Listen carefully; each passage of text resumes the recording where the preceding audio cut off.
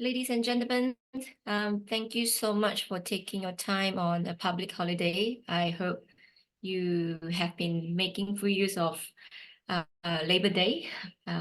Today, I'm just going to run through some important tips to guide you how to buy your first property in the UK. But of course, the content is not just subject to someone or like you who have no experience in buying property in the UK, but it is also quite important for seasoned investor who may need some refresher course. There could be some updates towards the rules and regulations or some of the buyer's tips. So I'm just going to show you the next slide, which would be about myself. For those who don't know me, my name is Shelvin. I'm the co-founder of RBC. I have 17 years of experience. I've been helping clients and Malaysian Singaporean investors to enter UK property market as well as Australia as well. And back in those days when I was doing my job in the corporate outfit, I was also involved in Japan and Singapore market as well. So now I'm specializing in the UK. My forte is still in London. Of course, on the side, I'm also doing Australian property as well. So in total, I have around 350 projects being marketed for the past 17 years. I have also conducted some seminars with FIAPC, Maybank, UOB, private events by wealth managers as well. And just recently, I had an interview with Ehung, not one of the, actually, he's the most popular real estate YouTuber in Malaysia.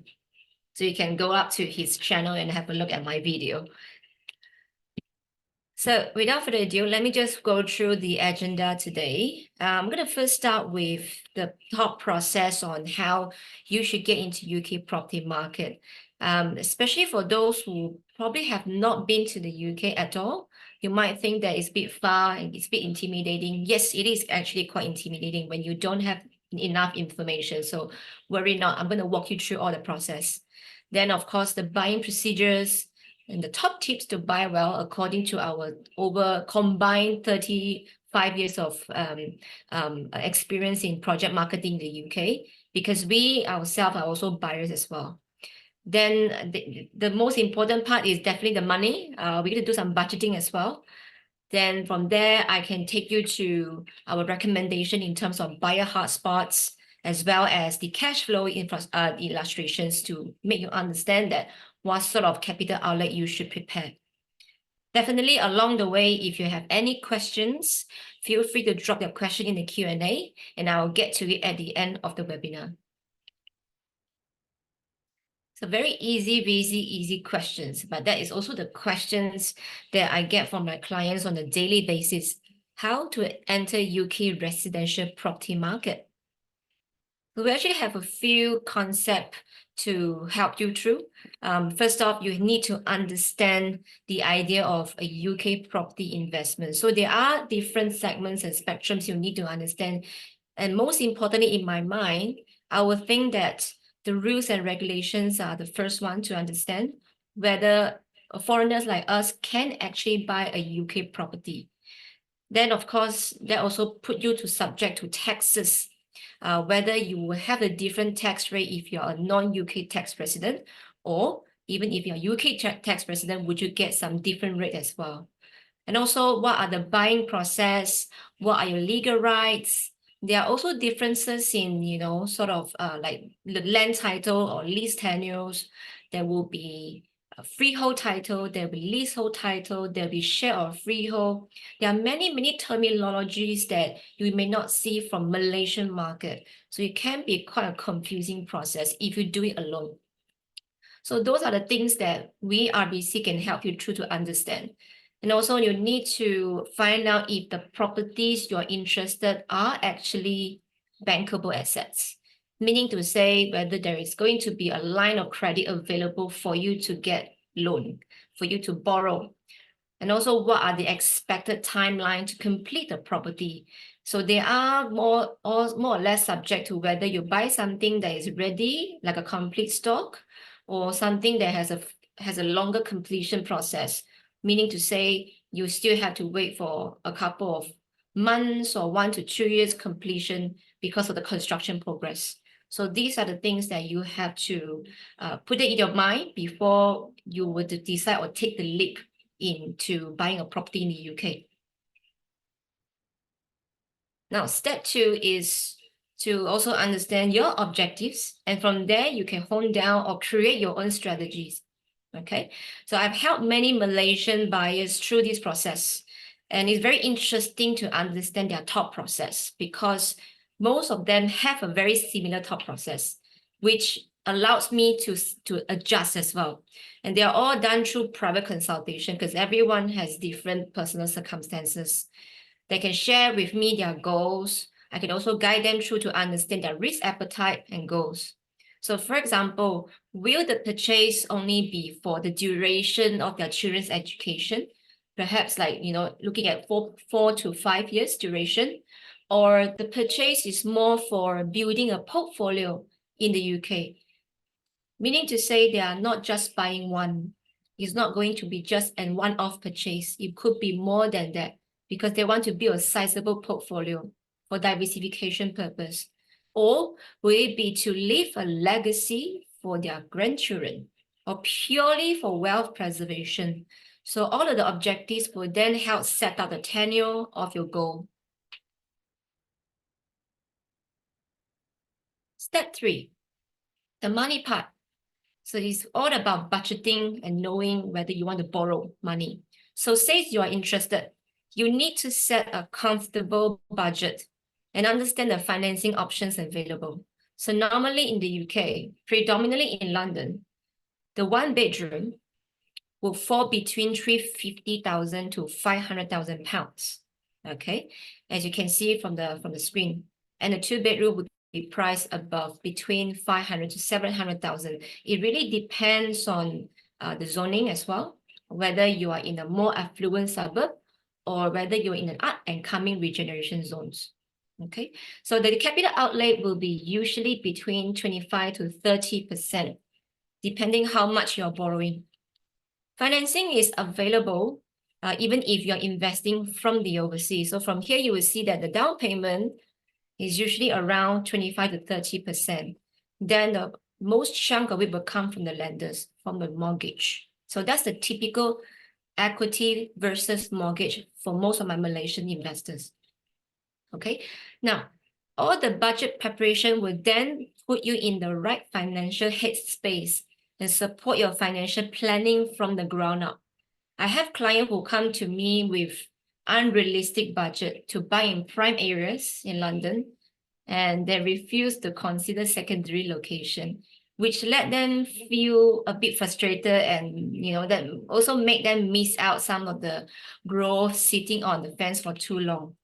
I would also want to show you a very quick table for you to understand what are the costs and expenses that is associated to the purchase of the property. So you will understand what sort of, some people would say hidden costs, but I wouldn't want to call it as hidden costs. They are all very transparent. You just have to put it right in your own table. You should have your own Excel sheet. But in essence, there will be stamp duty associated to your purchase, regardless whether you are a UK resident or non-UK resident. So the 6 to 7% is usually more applicable to property around 350 to around 550. And that also includes the non-UK resident tax rate. Okay, so that's for you, for the ease of your reference. Definitely there will be legal fees because there will be a UK solicitor representing you for the transaction of the property, and it will be around 1% of the purchase price. They don't go, they usually don't follow what Malaysian rates, because I think Malaysian property has got some tier rate to follow according to the purchase price. But I'm just giving a very rough figure, but it's very close to 1%. Yeah.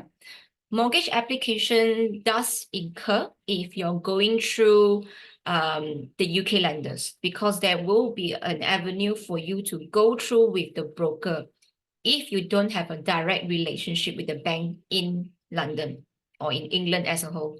Okay, so there will be brokerage charge. There will be some fees as well. So you'll be looking around 0.5 to 2%. And the 0.5 is more applicable when you go through a Malaysian bank. Yes, Malaysian banks are actually borrowing to finance your property in the UK, in London specifically, and Manchester. The 0.5 is more applicable towards the valuation fee because they have to send their valuer on the ground to assess the value of the property before they can hone down to the actual loan to margin amount. Okay, so just put that in your mind. There will be furniture costs as well. If you want to furnish your property for rental purpose or even for home use, for own use, then you'll be parking says around 1 to 1.5% cost just to furnish the unit, which is quite reasonable. Okay, let's go to the next page. Now, step number 4, property selection. So after going through 1, 2, 3, it's all about thought process, right? Once we take care of this step 1 to 3, then more or less we will understand how much of the value of the property you can buy. Or in a very, very brutal way, a very brutally honest way, how much you can afford. Okay, don't buy something that you cannot afford. I think that is very important. So that's how we actually all making informed decision. So selecting the right property is of course the most important part of the process. We will definitely help you to identify the hotspot. So the hotspot can be popular areas among the local or among just the international. That is very subjective. Then there will be also best value proposition, meaning to say these are the areas which are emerging markets. They may not look pretty now. They might be very old, but they are going through a huge regeneration effort. So it will look pretty in the next 10 years. And that is actually from there, if you go into phase 1 or phase 2 of the regen scheme, this is where you're going to collect your wealth as well. You enter and you have a head start. Then once the site progresses, that is where you will see that capital will appreciate along the way. Okay, definitely all this will also translate to your exit strategy, whether you will find a buyer if you want to exit the market. And for you to understand whether you can find a buyer, you must also ensure that your property is a bankable asset. Okay, most of the time, 90% of the time, the buyers will come through and see your listing will need a loan to support or to finance the purchase of the property. Step 5. So finally, also another important part of the investment journey is to have your property support group. Yes, you do need a support group. So what do you do post-completion? Who is going to lease and manage your property so you can go on your life in Malaysia and sleep well at night? So you have the right property support group, you know that you can turn to them whenever issue comes up, or if you are needing someone to discuss the property with. Okay, well, many of your friends, some of you may have friends in the UK. Okay, they may have idea, may have lived there or studied in the UK before. It doesn't make them the expert unless they're in the UK property market themselves. I've heard many stories where our clients listen to their friends and the friends gave poor and wrong advice, which resulted in client missing out or not being able to optimize the return of their property. It's very unfortunate, but they learn the lesson. They come to us because we have a very vast experiences in property investment in the UK. Now, just let me go through what are the things that comes out as support group. So number 1 is letting and management. They are the agents who help to find tenant. We actually have we had a letting and management webinar 2 weeks ago. I will upload the video tonight or maybe tomorrow, so you can actually have a look as well on the YouTube channel. Secondly, furniture is to make your property appealing. If you want to rent it out, they will let you know what sort of furniture sets or package will be very suitable for the tenants who lives around there. Okay, so you don't have to buy extra, just buy whatever they need. Taxation, yes, if your property in the UK derives income for you, you're subjected to the UK tax. So we will have a network of tax consultants who can help you to do the filing. Contractor, yes.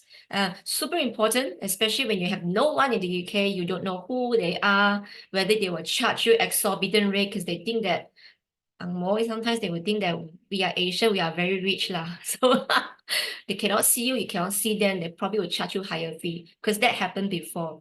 So we will have the reliable and trusted contact who will have to attend to all the repairs and wear and tear issues. And we won't allow to, to delay the ratification, because once you delay, then your tenant will likely leave the unit as well. So we'll make it as prompt as possible. Refinancing, of course, if you have properties in the UK already and it has appreciated quite a bit, then we can also direct you to the right contact to arrange a refinancing for you if you need more cash for further investment. Buying procedures. So this is very, very, very important. It's not going to be very different from buying property in Malaysia. It's a bit similar, but there are things that we need to look out for. So step number one, we usually will encourage you to have a consultation with us. So it's for us to identify your investment needs, budget, and strategy, which I covered earlier on.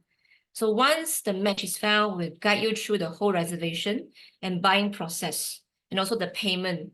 So that leads to step 3. We recommend you to an established solicitor. And then from there, we will arrange a prelim legal meeting or legal conversation through Zoom if they are not in Malaysia. Some they will fly in. It depends on opportunities. Then of course, this kind of legal meeting is very important for first-time buyers because you need to understand your legal rights. Then followed by contract explanation. So once the contract is signed, first deposit payment is true.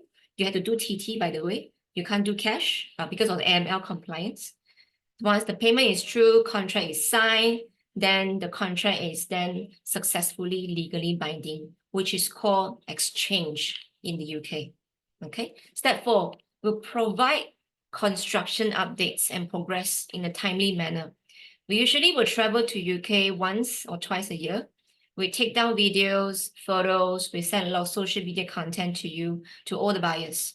So developer also, on the other hand, will also have their dedicated customer service team who will provide all the construction service. Some developers even have their customer portal, and everyone has their own unique code to log in. Then from there, they are able to see the progress of their unit as well, which is a very unique customer experience. Step number 5, we'll promptly remind and assist you on the mortgage application. It's a bit different from Malaysia process because if you purchase a property in Malaysia, even before you sign a contract, you were required to have a mortgage approval, right? Then once you have that approval, meaning to say you are qualified to buy, then only you will go through the contract. Whereas in the UK, you don't have to do it now. But of course, prior to that, we need to make sure that we will do a financial assessment with you to understand you have enough to pay for the capital outlay and also enough to borrow as well in terms of your income profile. Okay, so mortgage application can come 6 months before the completion. It really depends on what kind of developments you're buying into. Some project will have a longer completion process or construction period. Then they will usually wait about 1 or 2 years, then only we will prompt them to start with their mortgage application. Okay. Now, step number 6, we will guide you through the completion process, including final payment, paperwork, loan disbursement, and also if they have any issues in completing, if there are any delay, we will also help you to speak to the developer as well. Step 7, we will connect you to the right leasing manager, which is the letting and management manager, as well as furniture company post-completion to ensure that your unit is in a perfect move-in turnkey solution in a rentable condition. Meaning to say that also helps to mitigate or minimize the void period. So you don't have to lose out on mortgage repayment. So from our experience, we usually will be able to let out the property for our clients within 2 weeks after completion. Step number 8, we'll continue, basically after completion, the journey doesn't stop there. We will continue to deal with any concerns or inquiries you may experience throughout your investment journey. We can do valuation. We can direct you to the right valuer as well. If you want to resell it after you hold it for 5 to 7 years, come to us. We will help you to let go the property with the correct product, correct price, and also correct portal as well. Okay, tips to buy well. I'm sure this is also one of your reasons that you attend this webinar. Tip number 1. This is like general knowledge, preparation matters. Don't jump in when you're not prepared. So the most common thing among most investors is the importance of research, due diligence. So regardless of the asset type, taking the time out to plan your next 5, 10, or even 20 years is the difference between a good investment or the great one. Okay, you may want to consider each aspect of the investment and you just research them individually. So say, for example, location. And location can then be divided into different cities, whether it's London, whether it's Manchester or Birmingham. If you're going to London, then definitely you will see the zoning, you will see the neighborhood. Okay, then definitely you will also look at the areas, whether there is enough tenant demand, whether you are able to secure a tenant, which then will ensure a continual cash flow for you. So you may want to look out for whether the location or the tenant are coming from any employment hubs nearby, or there are any schools and universities in the area as well. And also transportation, because for example, London is a commuter city. So they all rely on public transport. You probably would think that, oh, we only like tube because tube is the most common transportation or train service. But as a matter of fact, all Londoners, they don't really bother if the train services are just underground or is overground or Thameslink. As long as the train can take them to the destination of their workplace, their home, they are more than happy. Okay. Next one, it will be the redevelopment potential, whether there will be any future government infrastructures program, which will then boost the tenant demand and also capital value. Last but not least, you may also need to consider the past performance of the developer, whether they have a very strong or proven track record in developing residential properties. You may want to look at their balance sheets if they are a listed company, look at their share price, whether they are cash or asset rich. Then definitely also the agent as well who are representing a developer. So yes, we do get a lot of questions from our clients who is Red Bean. Are you guys experienced enough in the market? Yes, we are very experienced. We are basically a team of pioneer in the UK property. We were the person who brought London properties into Malaysia back in 2009. Okay, so while this is a lot to consider, it comes under your due diligence responsibility as an investor and will prevent issues. Tip number 2, strategy matters. There are quite a few variables you need to consider. We look at your stages of life, whether you are single, whether you are married with kids, whether you are just couple, no kids, because that will also help us to plan out for you. And also risk appetite, for example. If you understand your risk appetite, you will know how to diversify. For example, investing in Cambodia, I'm just putting example, versus investing in London. Yields can be higher in Cambodia because the laws are not so transparent. It's easy to make money and also subject to change. While yields in established countries such as the UK are generally lower than Cambodia or Vietnam, but they are more stable. They are all established market because stability basically is the key determinant to determine whether your property is successful and whether you have a proven track record. So even when it comes to income level, you also have to understand how many months you are earning this amount of salary, whether you are able to pay off the loan, and who knows, I mean, touch wood, hopefully no more pandemic, but hopefully there won't be any lockdown. But if lockdown really happens, then at least you will still have some reserve for the rainy days. So all these are all very crucial for you to strategize ahead. Tip number 3. A lot of Malaysian investors tend to apply their Malaysian investment mentality when they are buying overseas properties, or maybe they are overly emotional about the investment property, which I totally understand because I was one of them. But I'm just going to run through some very popular misconceptions, and then we will just I will tell the answer from there. So misconception number 1, if my kid is going to study in London, I must find a property near the university. True or false? Oh, that's a typo. Sorry, true, not true. True or false? And the answer is not true, or not necessary, to be precise. Buying property for your kid to stay definitely is an angle for most of the parents out there. And in fact, the past 4 months, past 5 months, I've been talking to parents almost every day. There's so many parents coming to us and needing our advice how they can buy property for their children. I would say 50% of them have children still studying in university, and they only want to look at properties near the university. But after we give them more advice in terms of being flexible, to also plan out the future for the children, then they stop limiting their choices to areas just around the university area. They actually open up the option. Okay, so it shall not dictate or limit your choices of property. We tend to forget that our children will have a thriving adulthood once they graduate. Yes, they will move around. They will have a change of career. They will want to stay near where they work eventually, if they were to stay on after graduation, or they want to stay near their friends. And also in addition, do also bear in mind that school duration is only 4 to 5 years if it's just degree, while investment horizon should be more than that, should be longer than that.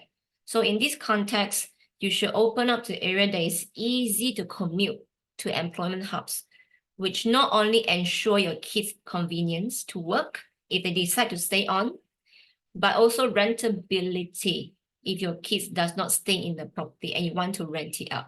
Okay, at least you're not losing out on making income. Number 2, off-plan development is only for Asian countries and is too risky when you invest from the overseas. True or false? My question is, yes, true.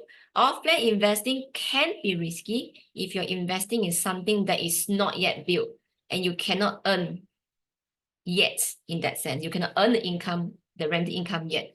But it can also pay dividends if you invest with the right developer. So all good developers offers unit off plan will present you an attractive below market rate, meaning to say you get a head start, early bird. Okay. However, the important thing here is that not to be blinded by the better deal. So please do your homework. Do your research into the developer behind the development. Do they have a good track record of delivery? Are their developments known for being good quality so that when it comes to property management, whatever they do, they can still help preserve the capital value of your property? Or how have their developments performed in price and rental value since they have been completed? Any developer worth their salt should be able to provide you with solid proof of all of these questions. So going further, found how strong the developer is financially. Where do they get their funding from? Or do they do business model that allows them to self-fund the development? And in fact, in the UK, not everyone can be developer because you need to cash flow the entire construction of your property.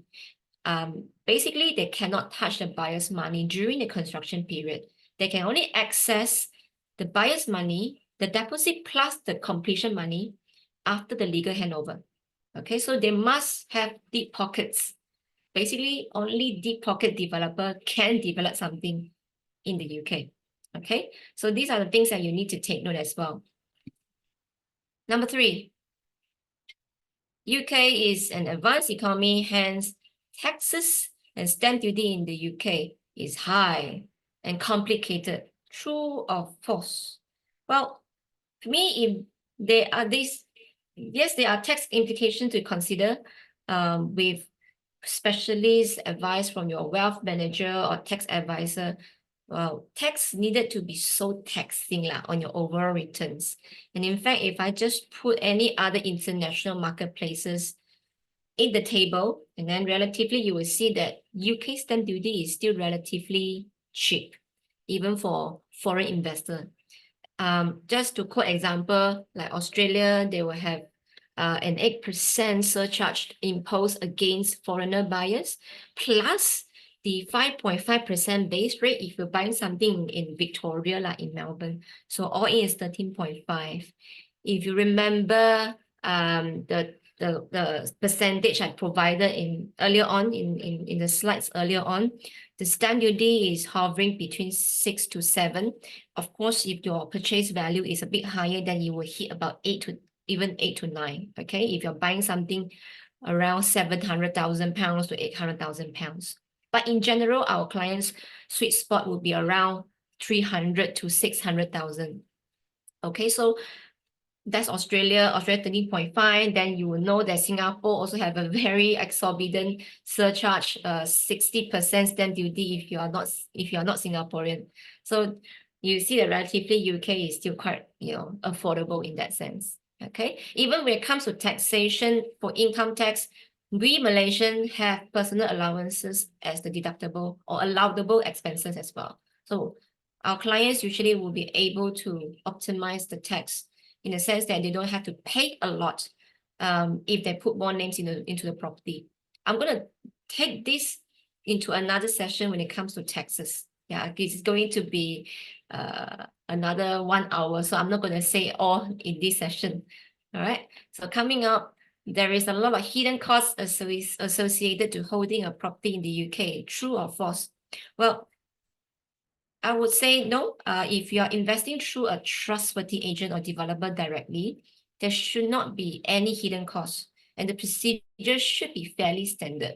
What you do need to take into consideration is that you might need to include in your cost of running a buy-to-let investment from overseas because you're based in Malaysia, and that includes agent fees for finding you a good tenant.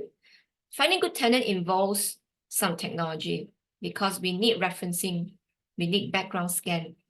There are tech or portal for us or for our letting agents in the UK to run referencing to understand whether they have enough money to pay you rental. And they will also ask for testimonial from your previous landlords.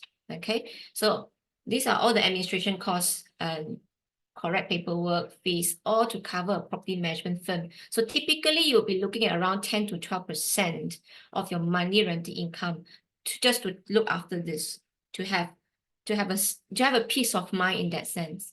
Okay, which is not much. It's very equivalent to us giving a first month rental to your agent in Malaysia who find a tenant for you, but you're on your own. They won't manage for you. So that is the difference. Last but not least, UK is very far from Malaysia. Therefore, it is difficult to manage the property on your own. True or false? This is related to point number 4. You just need to have a trustworthy agent or like sales agent as well who can direct you to the correct person in the UK.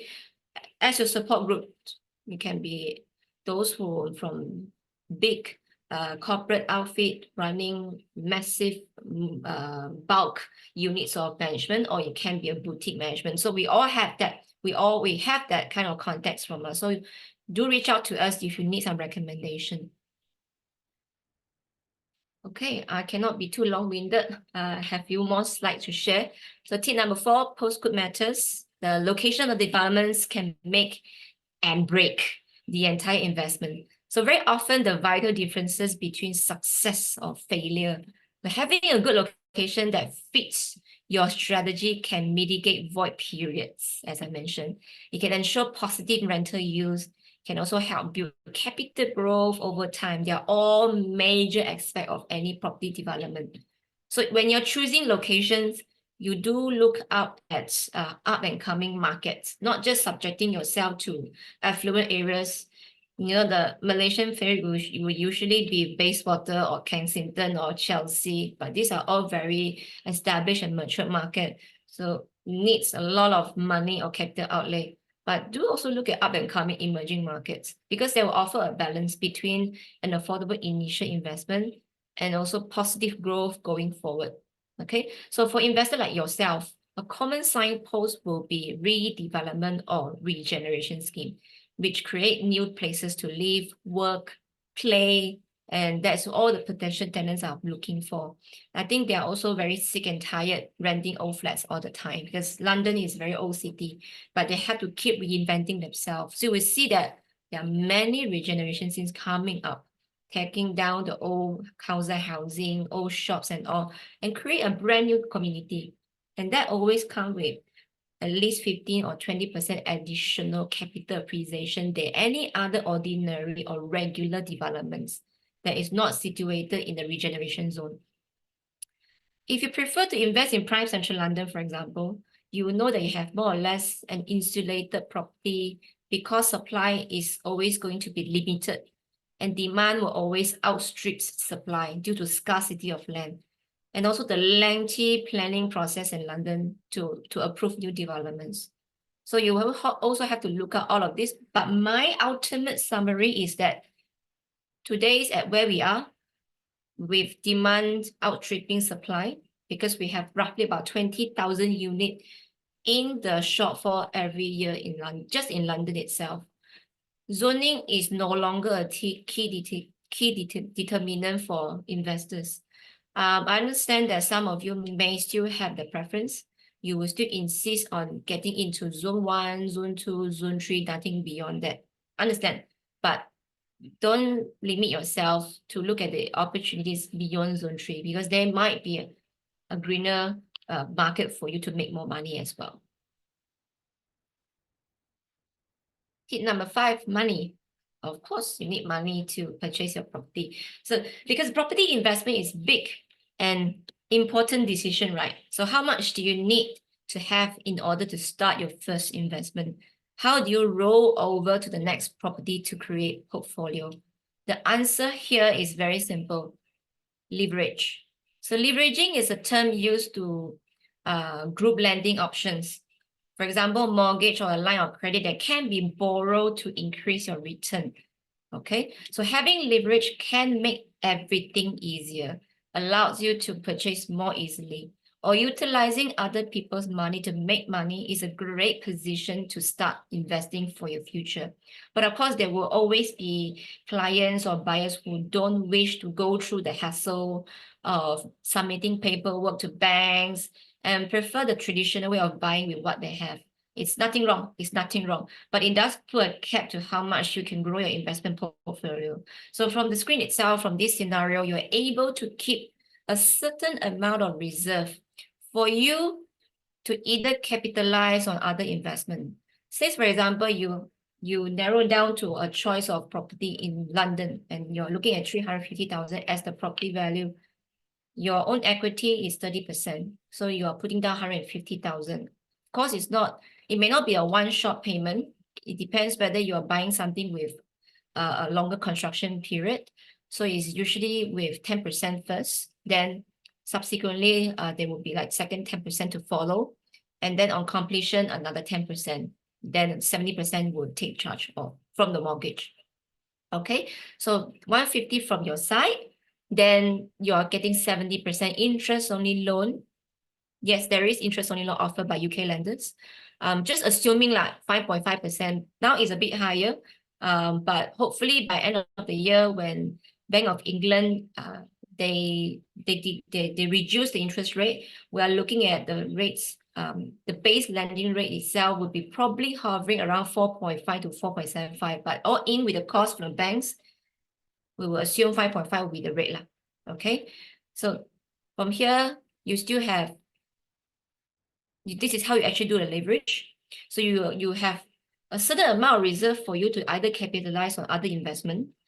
For example, into property, another property, but in a different market or location, or different investment products, can be bonds, can be crypto, whichever, so that you can enjoy a diversified portfolio of investment, or even save this up for your rainy days.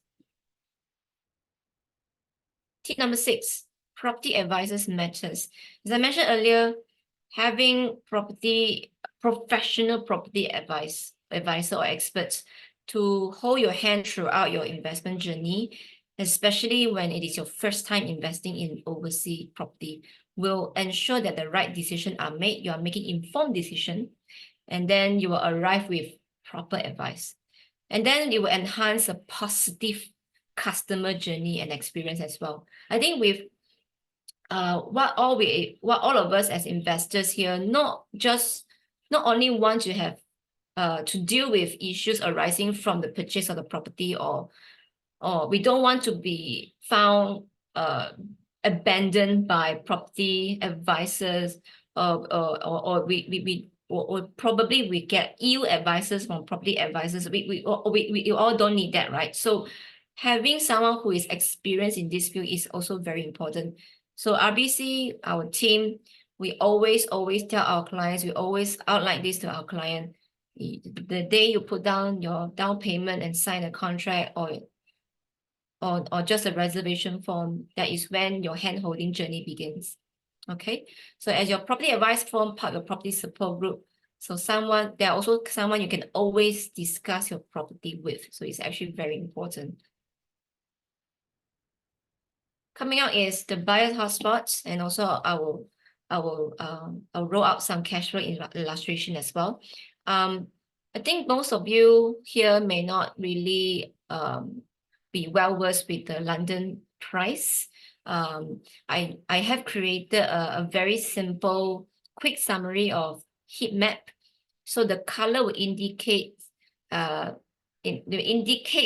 capital value lah, so to speak. So you will see that the red color is hot and expensive hotspot, so to speak. Okay, so these are the zone 1 prime areas, prime central London. So predominantly in the past, the Old Rich area will be all around here lah. And then definitely in the west as well. In the past, to be very frank, the East London areas they were not very desirable. They were just predominantly old industrial houses, warehouses, business park, high crime rates, but everything has changed. Now the cool kids are all staying in East London because they have a very quirky art scene as well. I love East London.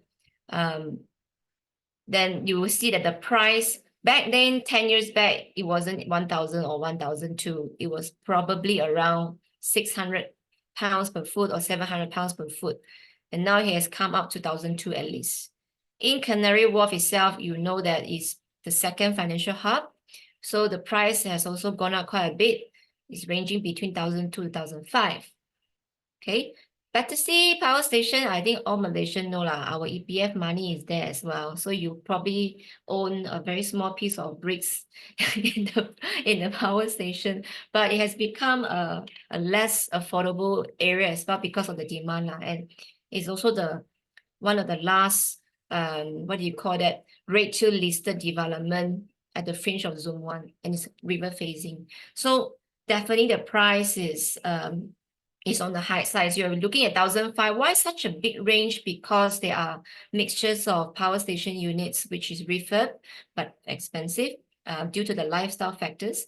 There are also new build as well, but new build, it doesn't have that bricks walks and bricks works and all that. That's why it's priced between 1,005 to 1,008 lah, put it this way. So these are the general going rate. Then coming out, you will see a bit of an orangey one is the medium pricing one. This is Zone 2 already. This is in the west. And then this is in Zone 4 in Wembley. If you know football, yes, this is the destination where you can watch the final, FIFA, EPL, even TV shows like British Got Talent.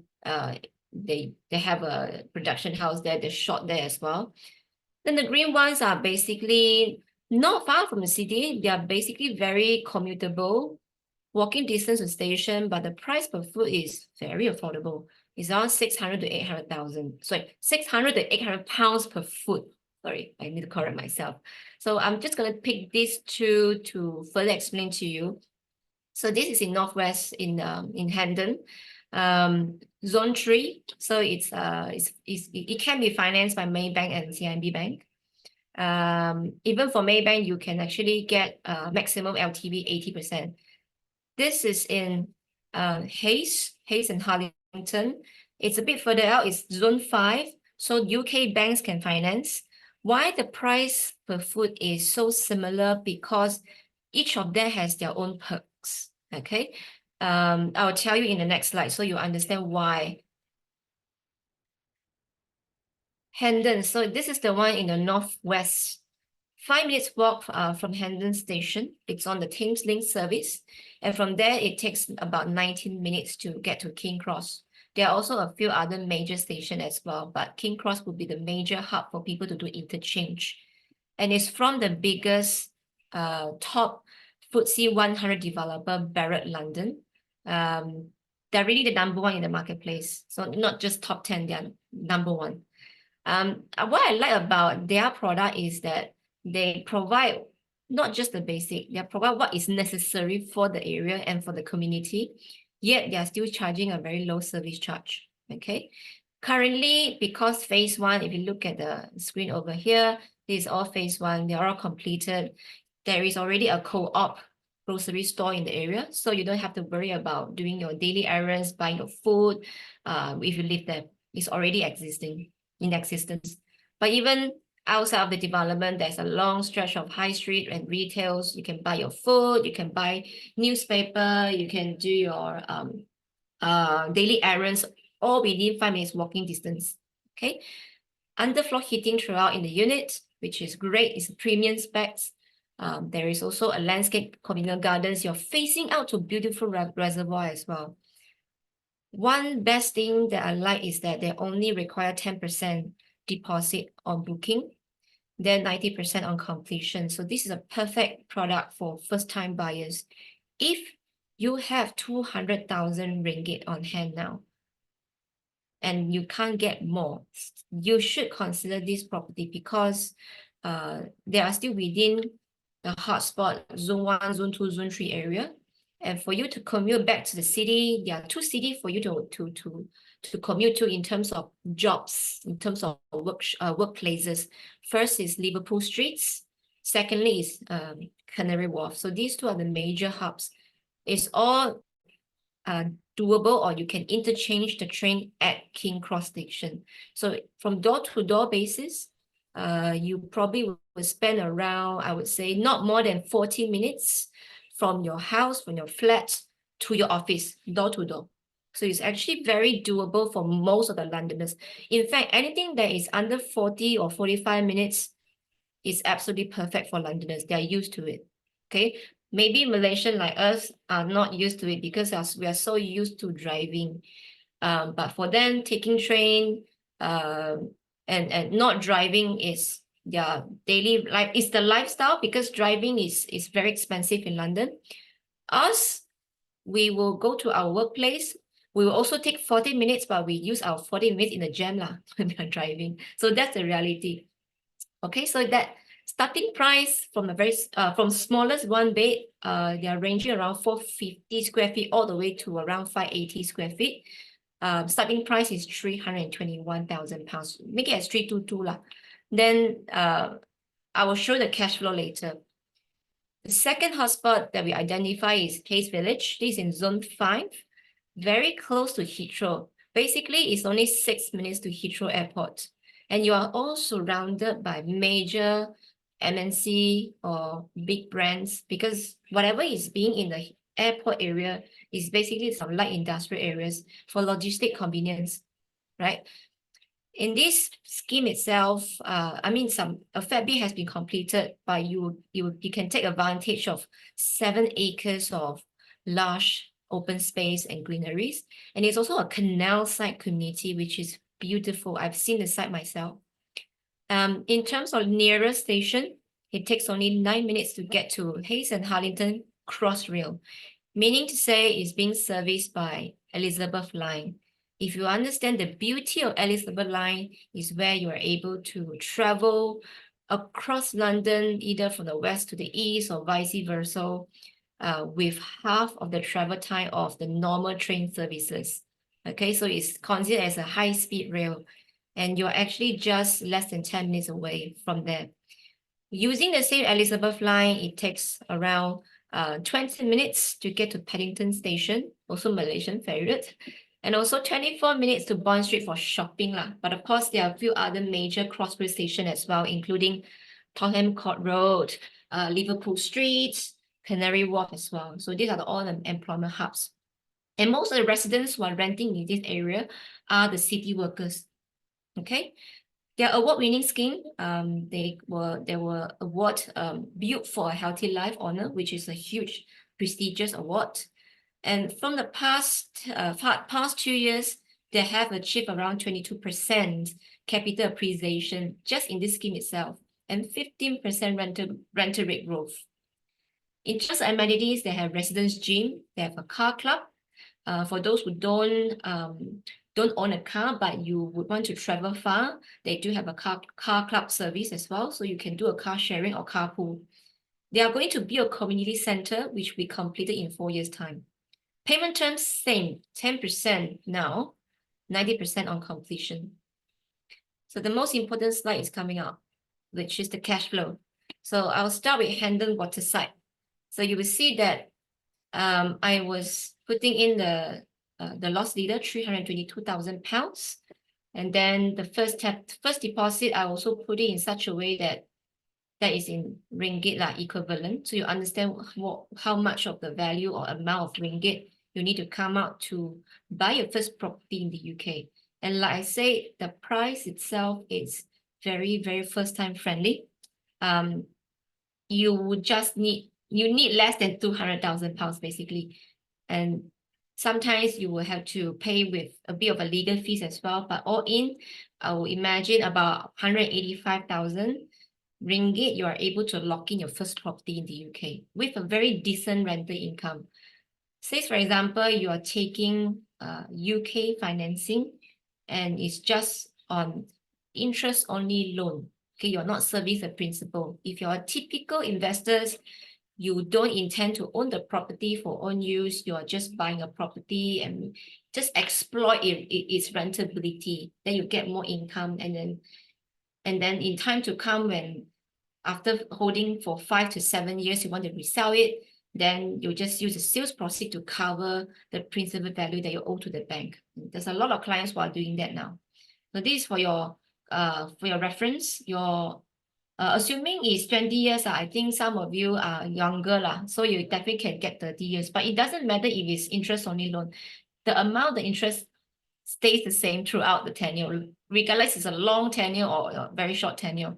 And you see that if you're taking a typical 70% margin, your monthly repayment is just 1,001, but your estimated rental income is 1,550. So definitely from there, you still have the room or the access to pay for the cost of service charge. But service charge anyway is very low lah. So you will still have some access every month.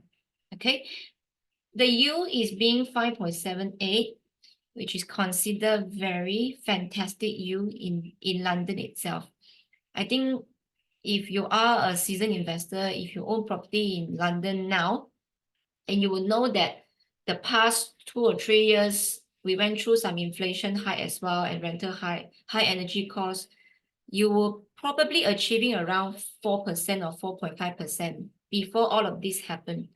Then after the inflation and all that, suddenly all the cost of living went up and people stopped buying property because interest rate also went up. But that makes the rental market super hot as well. So a lot of people were preferring to rent than buying property. And the market itself was already in a huge shortfall of rental property available. So that makes the rental income jack up. But now good that the rental market is being optimized now. So the rental rate has cooled down a bit. It is back to optimization. So this rate itself, 1,550, is the rate being adjusted after we taking into consideration that the market sentiment is stabilizing now. It's not a bullish figure. This is basically an achieved rate in the area. Okay.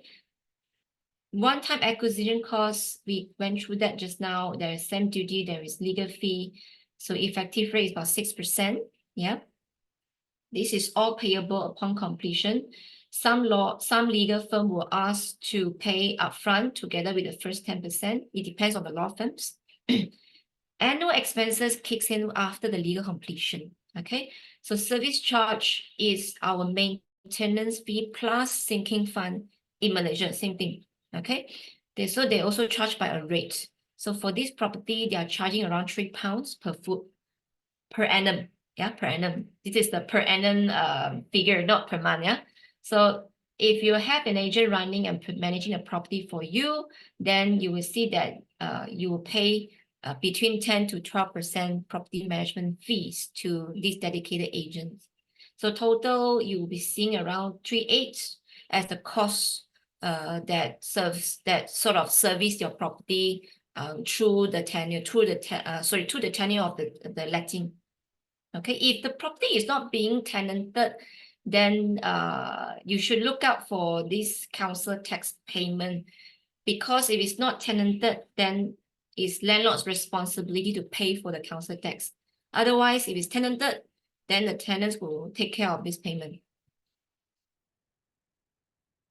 This is the cash flow for Hayes Village. It's actually very similar. You are also looking at around 400 odd square feet of one bed. 329 is the starting price, and this unit is completing year end.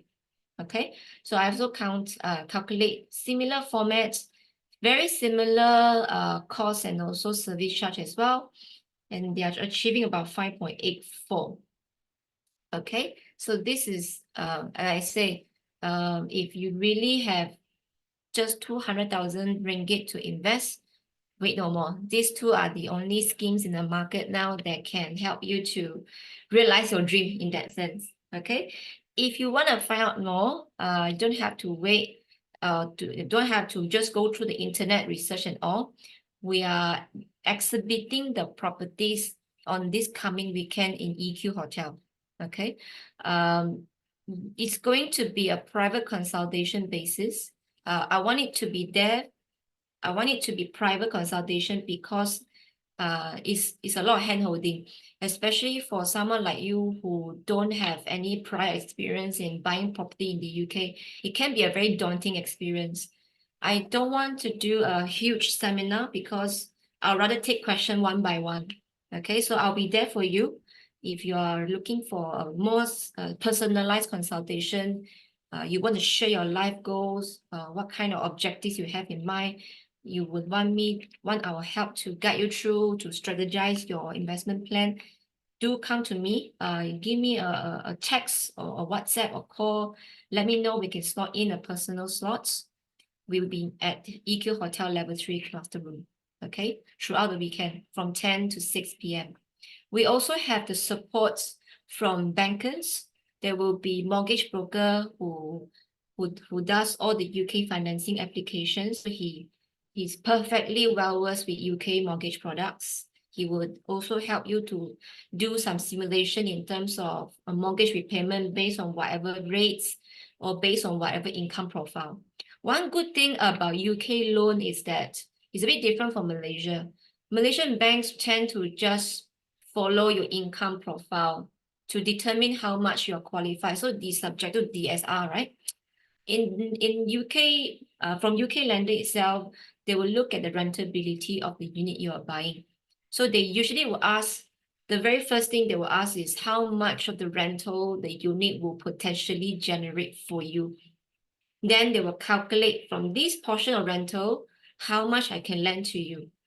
So usually, from my experience, if it's just solely relying on just the rental generated from the unit, they can lend roughly around 60 to 65% LTV already. If you want to increase the LTV to 70 to 75%, then you just use your income documents to support. So that's how they put that into one collective application. So rental income and your own income. Then you will be able to achieve above 70% LTV. Okay. So that comes to the last page. And being a very Malaysian way, got any questions? You can drop your question in the Q&A, in the chats. More than happy to answer accordingly. I have also shown, oops, sorry. I have also shown my email address. We have social media account as well. Sorry, this is the website. The social media on IG is Red Bean Consultancy. Okay, sorry, I put it wrong. I think I must be too tired.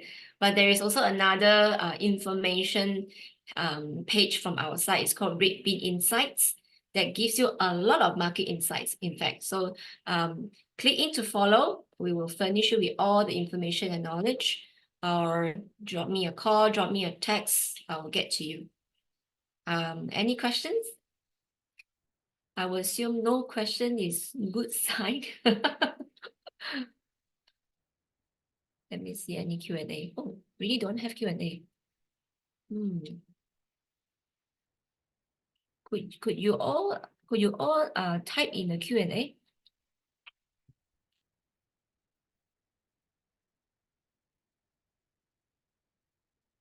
Only host and panel can see. Okay. I think no questions. Wow. Oh, hang on. Crystal clear. Oh, thank you. That's a very good feedback. I would see that as a great compliment. No one has questions. But do reach out to me if you're interested to attend our event this weekend. It's not going to be intimidating. We're very, very friendly advisors. Some of our clients even came to us and say, last time when they got invited to our event, they also feel that, yeah, if I go to your event means I have to buy, is it? Not like that one. Come to us for a chat, for coffee, for tea, for food, some pastry. We will just have a chat on your inspiration or owning a property in the UK. Then we will help clarify your thought process. Doesn't mean you have to buy on the spot, so don't worry. I'm here for you. We are here for you. Okay. Thank you, Angeline. Thank you for the compliment. So should I wrap it up now? I think we can wrap it up. And any questions, again, just screenshot this or take a photo. Oh, chat is disabled. Oh, sorry. I don't know why. But you can drop question in the Q&A lah. Q&A is more important. But if you don't have any question, then I presume we can wrap it up. And then I hope to hear from you if you intend to RSVP for a personal consultation slot this weekend. Or if you don't intend to come, also don't worry. You want to talk on the phone or you want to meet separately, let me know. Our team will help you. Okay. So thank you very much for spending how long? Let me see. This is 1 hour exactly. 1 hour with me on a Labor Day. Well done, everyone. I hope this is insightful for you. And I hope to see you again. Thank you. Bye-bye.